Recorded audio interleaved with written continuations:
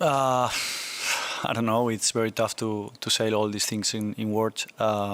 Ferrero has finally done it. After months of silence, he exposes what Alcaraz's father was doing behind his back during these years of glory. The truth is uglier than every rumor. Look at tennis now.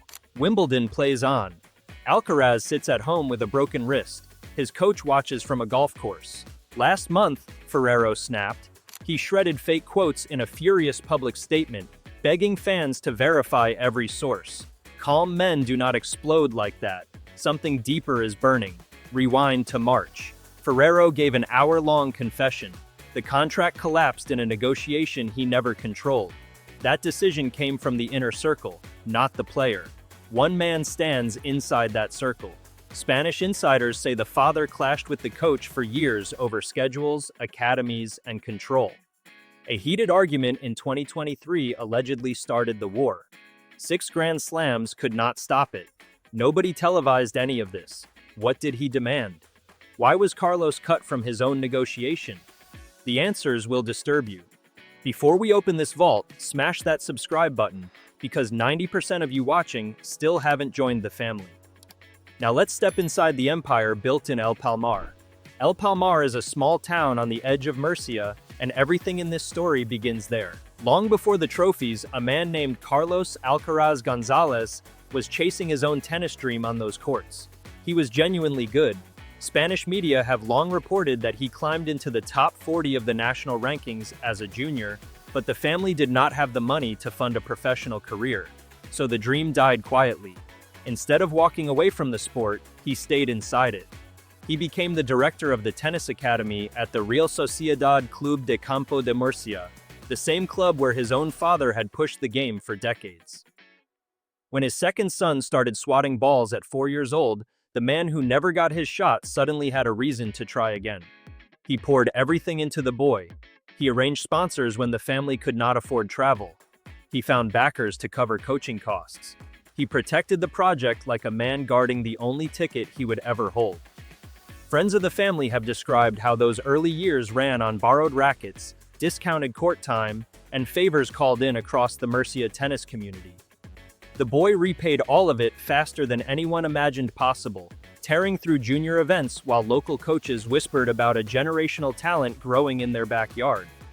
His father was there for every step, managing entries, managing money, and managing people. Understand that obsession first because it explains every single thing that happened later. A man who built something from nothing does not hand over the keys easily, no matter whose name is on the door. At 15, Carlos moved to the Equalite Academy in Villena, and Juan Carlos Ferrero took over his development. On paper, the handover looked clean. A former world number 1 and Roland Garros champion would sculpt the raw talent, while the father stepped into the shadows. Cameras at tournaments always found the same image of him, quiet in the stands, often filming his son on a phone like any proud dad at a junior event. Fans adored that humility. The internet turned him into a symbol of the grounded family behind the superstar. 6 Grand Slam titles arrived under that arrangement, including the career Grand Slam. From the outside, the structure looked untouchable.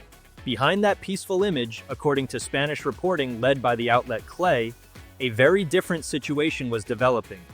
Insiders describe years of friction between the father and the coach over the most fundamental question in any champion's camp, which is who actually runs the project. The reported flashpoints were specific. Training location became a battlefield because Ferrero's entire method was built around Villena, while the family kept pulling Carlos back toward Murcia and home. Ferrero himself later confirmed a crucial piece of this, admitting that roughly 2 years earlier, the team had accepted an arrangement allowing Carlos to train more in Murcia. Read that concession carefully. The coach's academy stopped being the automatic center of the operation, and the family's territory grew. Spanish insiders also allege that a heated argument in 2023 marked the real beginning of the war, a confrontation that was patched over publicly while the trust underneath kept rotting. None of this was ever televised. The results were too good, the smiles at trophy ceremonies too convincing, and nobody outside the inner circle had any reason to look closer. Then December 2025 arrived, and the untouchable structure snapped. The announcement of the split landed like a bomb across the tennis world, and the first statements were diplomatic to the point of saying nothing. Both camps published warm farewells filled with gratitude and shared memories, the kind of language lawyers approve and fans see through instantly. Commentators scrambled for explanations while the team offered none. A partnership that had produced 6 major titles, an Olympic silver medal run, and the most marketable star in the sport dissolved in a single news cycle, and the tennis public was asked to believe it happened amicably over nothing in particular.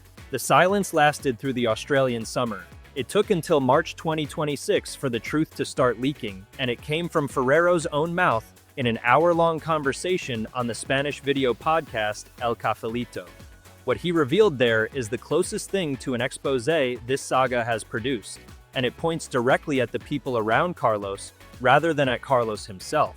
Ferrero explained that his contract was an annual deal that renewed automatically if nobody touched it.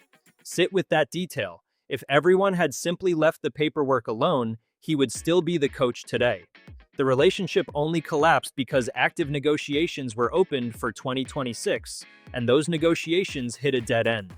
He asked for certain conditions, the other side asked for different ones. No understanding was ever reached. He was reportedly given roughly 2 days to accept the terms on the table, an ultimatum he considered impossible for a partnership of 7 years. And here is the sentence that gives your title its teeth. Ferrero made clear that he never negotiated with Carlos directly, because the decision came from the player's inner circle. He would not name names on the record. He did not have to. Everyone in Spanish tennis knows exactly who sits at the head of that circle. The former academy director from El Palmar, who has managed his son's business affairs since the beginning. So what was the father allegedly doing behind Ferrero's back during these years? Strip away the noise, and the picture that emerges from the reporting is not theft or betrayal in the tabloid sense. It is something colder and more common in elite sport. The family, with the father as its engine, was reportedly consolidating control of the entire project, steering training schedules toward Murcia, shaping the commercial machine around Carlos, and finally rewriting the terms of the one relationship that predated the fame.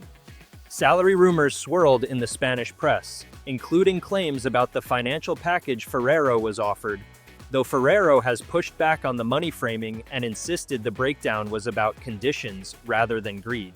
Keep that distinction in the voiceover because it matters legally and it matters for credibility. The confirmed core is damning enough on its own. A 7-year bond ended through intermediaries on a 2-day clock without the player ever sitting across the table from the man who built him. Ferrero saved his most painful admission for the subject of discipline, and this is where the confession stops being about contracts and becomes about philosophy. He said openly that Alcaraz's understanding of work and sacrifice differs from his own. He went further and admitted the gap made him doubt whether Carlos could become the best player in history living that way. Think about the weight of that statement. The coach who took a 15-year-old from Murcia to the top of the sport looked at the finished product and questioned the ceiling. Exhibitions, sponsor commitments, Ibiza trips, and the general gravitational pull of superstardom had been points of tension for years, and Ferrero had occasionally hinted at them publicly, once even calling his player Messi in a press setting and later describing him as the most talented but not the most disciplined. The family heard those comments too. When the negotiation finally arrived, the philosophical divide had already made the paperwork almost irrelevant. Now watch what happened next, because reality wrote a better script than any fiction writer could. 6 weeks after the split, Alcaraz walked into the Australian Open and won the whole thing, completing the career Grand Slam at 22 without Ferrero in his box. The tennis world lost its mind. Pundits declared the firing vindicated. He kept rolling through Doha and pushed his record to 16 wins without a defeat, and for a brief window the inner circle looked like geniuses. Then the season turned with brutal speed. Daniil Medvedev ended the streak in the Indian Wells semifinals. Sebastian Corda ambushed him in the 3rd round of Miami, a loss so flat that analysts immediately started asking who was actually steering the ship day to day. Jannik Sinner beat him in the Monte Carlo final and ripped the #1 ranking back in the process. Every defeat sharpened the same uncomfortable question hanging over the new setup. because the tactical adjustments that used to arrive mid-match under Ferrero seemed to be missing exactly when Carlos needed them most. The real catastrophe was still coming. On April 14th, in his opening match in Barcelona, Alcaraz hurt his right wrist and the diagnosis came back as tendinitis. 10 days later, he withdrew from Rome and from Roland Garros, a tournament he had won twice in a row and was defending. On May 19th, the news got worse, and he was ruled out of Wimbledon as well. So the man who conquered Melbourne in January is sitting at home right now with a 22-3 season frozen in place, ranked number 2, watching his clay and grass titles get handed to other men. Meanwhile, the coach he left behind spends his days on golf courses, healthy, rested, and in demand. Nobody in that inner circle predicted this ending when they set the 2-day deadline. There is one more chapter, and it might be the most revealing of all. In April, the veteran coach Riccardo Piatti made a joke in the Italian press, quipping that if Ferrero were still in charge, Alcaraz would never have bought the yacht that reports valued at around $9 million. Corriere della Sera then published an interview with Ferrero, and somewhere between the printing press and social media, a fabricated quote went viral. The fake version had Ferrero trashing the yacht purchase and dragging his own children into the argument as examples of proper parenting. It spread everywhere, and thousands of fans believed their eyes. On June 4th, Ferrero detonated. He issued a formal public statement dismantling the fabrication line by line, confirming he never mentioned his children, declaring that buying a yacht is neither good nor bad, and begging fans to verify original sources before believing anything they read about him or about Carlos. That fury from a famously calm man tells you two things. The wound is still open, because nobody fights that hard over a person they have stopped caring about. And Ferrero himself has now publicly condemned exactly the kind of invented drama that floods this rivalry, which is why everything you have heard in this video sits on the record, on named outlets, and on Ferrero's own recorded words. The real story never needed embellishment. Where does it all go from here? The door, astonishingly, remains open. Ferrero has revealed that 4 different top 20 players approached him with offers after the split, and he rejected every single one of them. Sinner's camp sent him only a supportive message rather than a proposal, which kills the juiciest rumor in the sport before it starts. When asked directly about Carlos, Ferrero's answer carried no bitterness at all. He said he would hug him, that the affection survives everything that happened, and that he could genuinely see himself working with Alcaraz again in a second chapter. Those are not the words of a man nursing a grudge. They sound more like a coach who understands exactly why the split happened, who it came from, and why the player himself was never really the problem. That distinction is the quiet heartbreak running underneath this entire saga, and it points back once again toward the circle in El Palmar.